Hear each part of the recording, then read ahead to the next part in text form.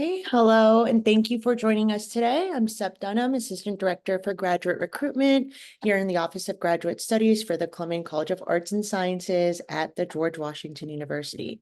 We're excited to have you here for our MS Applied Psychology information session. I'll start with a brief introduction to GW, and then I'm going to turn it over to our faculty presenter, Dr. Mitroff, who's going to give you an overview of the program. This will be a presentation followed by time for questions. So if you look at your toolbox function on Zoom, there's a Q&A box function. So you can submit your questions through there, and we will answer them live at the end of the presentation. Feel free to submit questions during the presentation. Just know that they won't get answered till the end. But we will start with a quick introduction to GW. So the George Washington University is located in the heart of DC. As the largest institution of higher education in the U.S. Capitol, GW attracts nearly 11,000 undergraduate and 15,000 graduate students from over 130 countries, fostering a diverse and vibrant community. Our main campus is just 4 blocks from the White House, close to some of the world's most influential government agencies, nonprofits, and private sector organizations. This prime location offers students a wealth of opportunities for internships, research, and future careers. Within GW, the Columbia College of Arts and Sciences, or CCAS as we call it, is our largest academic unit. We're home to over 5,484 undergraduate and 2,218 graduate students, offering more than 90 graduate programs, including our applied psych program. Our programs are supported by over 500 full-time faculty who promote collaboration, critical thinking, and hands-on learning. So without further ado, I'm going to turn it over to Dr. Mitroff to share more about the applied psychology program. Great, thank you. And thank you all for joining. So I'm just going to walk through some information about our program, and then as Seb said afterwards, I'm happy to do question and answer. So she said, feel free to type in questions now. I'll wait till the end, but once we get through the slides, then we'll turn to that. I'll go through the slides somewhat quickly so that we have plenty of time for your questions. So just to start, so an overview of our program in applied psychology is a brand new master's program, brand new master's program to start up for 2025. So our first class will be starting in September of 2025. It is run through the Department of Psychological and Brain Sciences, or PBS, our psych department here at GW. And if you haven't been to our website, the fact that you're here in this info session, probably you have, but there's a lot of information on our department website about this new program. The overall goals of our program are to train students in research methods, statistics, and psychological theory with a focus on qualitative and quantitative methods. We really want to try to leverage the strengths of our department to provide students with a breadth of experiences so they could go out and get a job. And we have 3 program areas within our department: applied social psychology, clinical psychology, and cognitive neuroscience. And so when we designed this program new for this year, our goal was to bring the strengths of each of these groups to provide students with that exposure. So really leaning into methods and statistics to give a base knowledge and skill set of how to do psychological research, to process psychological research, to understand it, read papers from both a qualitative and a quantitative perspective, so that you could go out and improve your prospects of getting a position in a variety of different fields. When putting this program together, we started from scratch, and we're trying to think what would be a good use of our time and the students' time where we could make a difference. And so we asked a lot of people in different industries. We sent out questions saying, hey, we're thinking about a new master's. We're thinking this. If you were to design it, what would you want? Or if you were to hire people into your company, what kind of skills would you want to see? And we used those answers to craft and mold this new program. And one of the things that we got as feedback was, it's hard to find candidates for jobs that have both strong qualitative and quantitative skills. People that could understand survey data and focus groups while also being able to look at behavioral data or neuroscience data. And if it's a small company or a small team, to have one person who's sort of the psychologist, the person who understands the human behavior, if that person can have both of those skill sets, it's going to be a much better resource for the team. If you're a large team where you have a bunch of different people in different groups, it's also great to have somebody that could talk across teams, that could have a better understanding of all the different factors at play. So we took that feedback from people in different industry groups to heart, and we designed the program to try to tap into all of those aspects. Again, since this is a new program and we don't have any graduates because we don't even have students yet, we asked those same people in a different group or a larger group, if here's our program, here's how we've designed it. If students came out having taken these classes with this skill set, what kind of jobs do you think they would be a good candidate for? And here's a list of some of the kinds of job titles that came out of that. And so you can see it's a good amount of different variety, from user research to data analyst, research assistant, design researcher, a good breadth of different kinds of possible roles.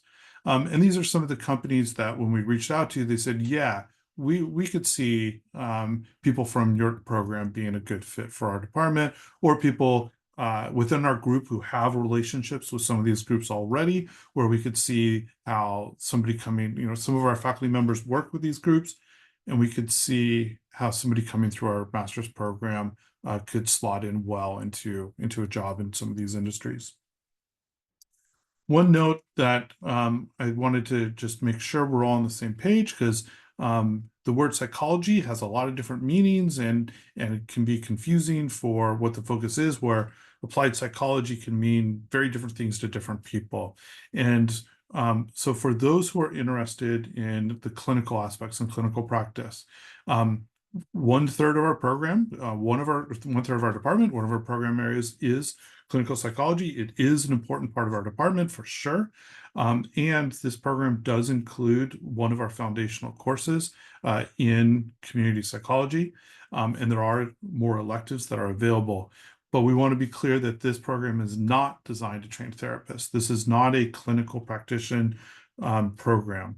If you are interested in becoming a therapist and you're trying to get licensed, or you want to go on to get a clinical PhD or a PsyD, this is probably not the right program for you. There's other programs on GW's campus, other programs at other universities, but we are not set up to help you obtain a license and become a therapist. So I can answer more questions, but hopefully that helps on that front. A brief overview of the courses that are involved in our program. So we designed it where we have 8 required courses and then 4 electives. And of the 8, we have 4 as our foundational research methods in statistics. So you take a sequence of research methods, multiple regression, qualitative methods, and then a new class that we've designed for this program that is taught by Dr. Ellen Young, who's on the call with us, is machine learning in R, which is to help build out the skill set of the kinds of things you could do with research methods. We pair that with 4 foundational core content courses. The first is a professional seminar, or ProSem. If you look at these numbers, every university has their own system of how they do course numbering. At GW, an 8,000 level course is primarily meant for graduate and PhD students. 6,000 level is primarily meant for master students. And as you can see, of these 8 required courses, we have 1 that we reserve for the masters. The rest are all classes that the master students will take hand in hand with the PhD students in our program. So it'll be a broader group that could work together from different backgrounds, different goals, but all working together in that same course. But the 6100 professional seminar, we've set aside just for our students. So the only students who are allowed to take this course are the first year students every year in our applied psychology master's program. And it's really set aside to talk about what it means to be a psychologist in terms of research ethics and study design and those sorts of factors, but also thinking about different ways, skill sets of writing and presenting, and then also thinking about different outlets for getting internships and jobs. The other three core content courses are foundational courses in community psychology, which is from our clinical program area, cognitive neuroscience, and then social cognition. The hope is that these 8 courses will give all of the students a good foundational base, both in skill set and in knowledge area. And then they can choose 4 additional courses to round out their program. And they could choose from, this is the list we've put together. If there are other courses on campus that a student wants to take, it's possible for us to potentially include that. We just have to make sure it works with that department. But these are the ones that we have that are either internal to our department and we have our own permission, or that we've asked other departments for their blessing to allow our students to enroll in. And you can see with this, students can take, they can kind of choose their own adventure of where they want to focus in after they've done those 8 foundational core courses. For those who want to be more directly involved in research, we also have included in the program an optional research track where students can use 2 of their 4 elective courses to be involved in research. The first, the thought is this will most likely be in the second year of the program. The first semester of the second year, you would do Psych 6295, and then the second semester, 6296, where you would work with a faculty member in their lab, probably with other students in the lab, and participate in the research process. It's an optional track. Not everybody has to do it. And if you are interested in it, it's about finding the right faculty member to pair with. So you would, once you're here and you kind of get exposed to our department and who's doing what, you could then talk to the faculty members and say, hey, I'm really interested in the work in your lab. Could I do my independent research as part of the master's program with you in my second year, and then go from there. This is a sample to your schedule. So obviously there's many different paths through the department, through the program, but this is one example. This is also assuming that you will do the program straight for 2 years with 3 classes each semester for those 2 years. That is our assumption as department, that our admitted students will be doing 3 classes a semester and finishing in 2 years.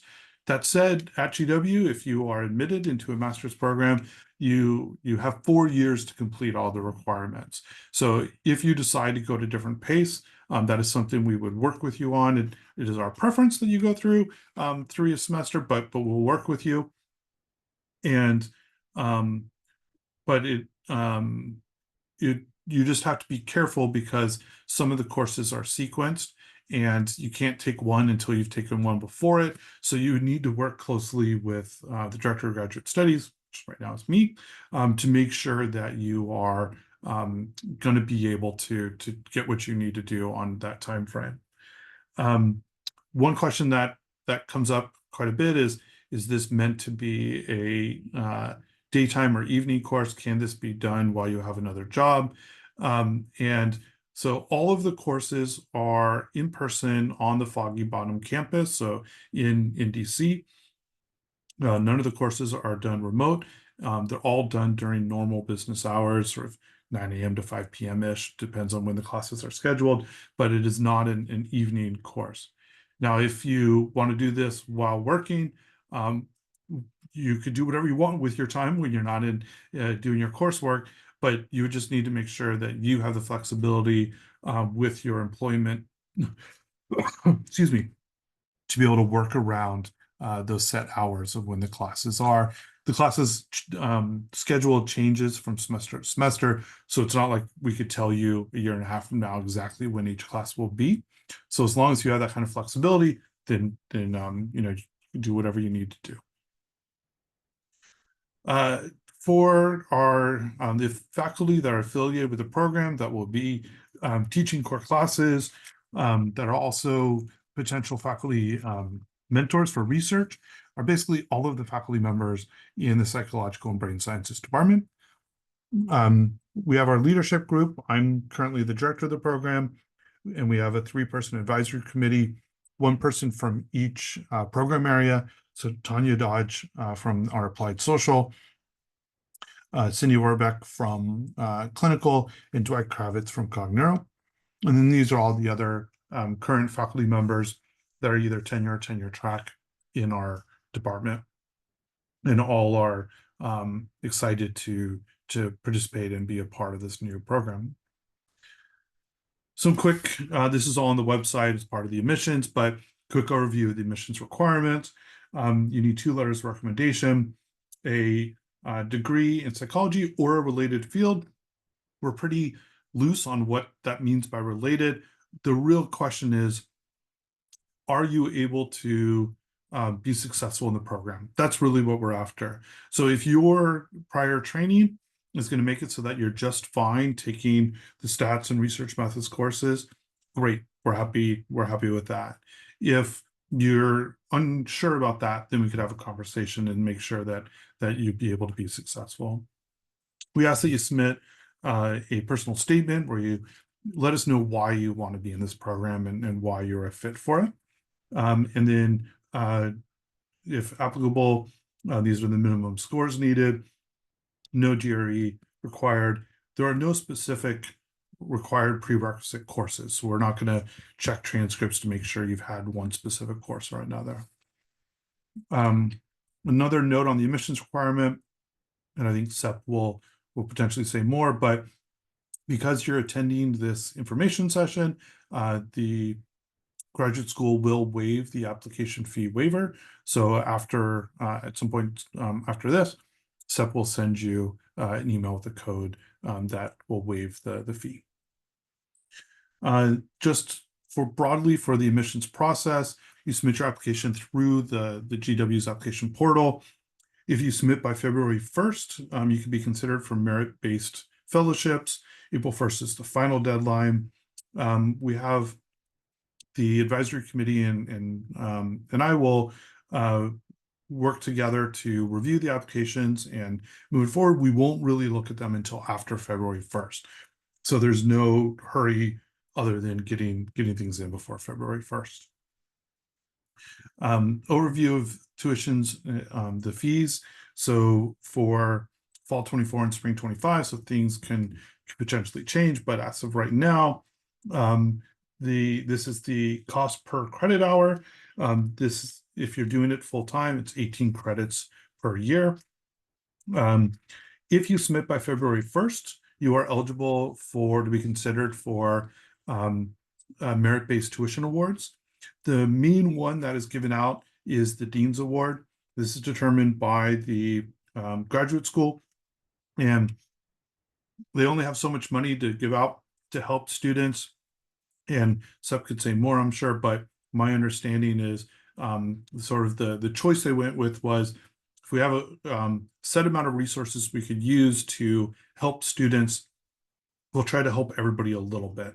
So most people get somewhere between around 10 to 20% of tuition costs through a Dean's Award if they get their application in by February 1st and they're admitted. There are other awards, the Global Leaders Award, Minority Serving Institute Award. You can see more about those on GW's website. If you meet those requirements, those are typically a larger merit-based tuition award, so you should definitely look into those. Another question that comes up a lot is, are there opportunities to be a TA, a graduate instructional assistant? It is possible, but we definitely cannot guarantee it. Our department often has a need for, in any given semester, where we need somebody to help TA. Well, we've had that in the past where the PhD students we're not able to fill all those roles and we need additional help. We'll go to the graduate school and they'll help us find somebody. going forward, if we find ourselves in that spot, we will go to our own master students rather than broader into the university, and they would get first dibs at taking on that role if they wanted it. But we would have to figure out each semester the right way to do that fairly and equitably to make sure that people have an opportunity for that position. But it's not like one person would be admitted with that as part of their admission program. You'd be admitted to the program, you'd be here, and then maybe it's possible at some point a TA position could pop open, and then we would make it available to all the students in the program.